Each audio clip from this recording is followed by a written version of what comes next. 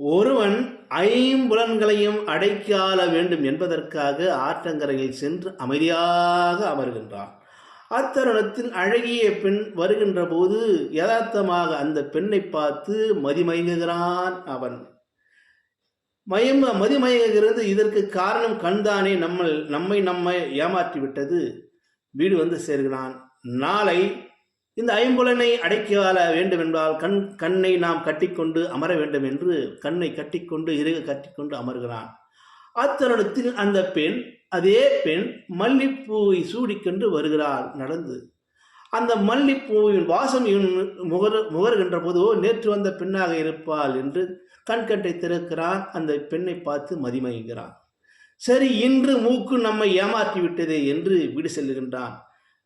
மூக்கையும் கண்ணையும் கட்டிக்கொண்டு நாளை திடகாத்தமாக நாம் அமர்ந்து ஐம்புலன்களை அடக்கி ஆள வேண்டும். ஆற்றங்கரை வருகிறான்.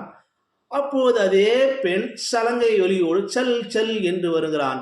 நேற்று வந்த பெண்ணாக இருக்குமே என்று கண் கட்டை திறந்து பார்க்கிறான். அதே பெண் தான். அந்த பெண்ணின் அழகில் மயங்கி மதிமயங்குகிறான் இவன். ஓஹோ, இன்று காது நம்மை ஏமாற்றி விட்டதே என்று வீடு வந்து சேர்கிறான். இந்த காது, கண், மூக்கு இவையெல்லாம் நாம் கட்டிக்கொண்டு நாளை திடகாத்தமாக அமர வேண்டும், மனதை அடக்க வேண்டும் என்பதற்காக நாளை வந்து அமருகின்றான். அப்போது அவன் உள்ளுர நினைக்கிறான், இப்போது அந்த பெண் வருகின்ற நேரமாகிவிட்டதே என்று நினைக்கிறான், உணர்கிறான். ஓஹோ, இதற்கெல்லாம் காரணம் கண்ணோ மூக்கோ காதோ இல்லை, நம்முடைய மனம்தான் லயிக்கிறது. ஆனால் அந்த மனதை நாம் கட்டுப்படுத்த வேண்டும். இந்த மனதை கட்டுப்படுத்த முடியாமல் தான் இப்படி தவிக்கிறோம்.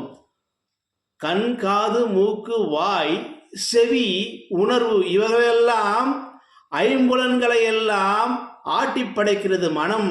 அந்த மனதை கட்டுப்படுத்தினாலே போதும், நாம் தவநிலை அடையலாம் என்று அறிகிறான், உணர்கிறான்.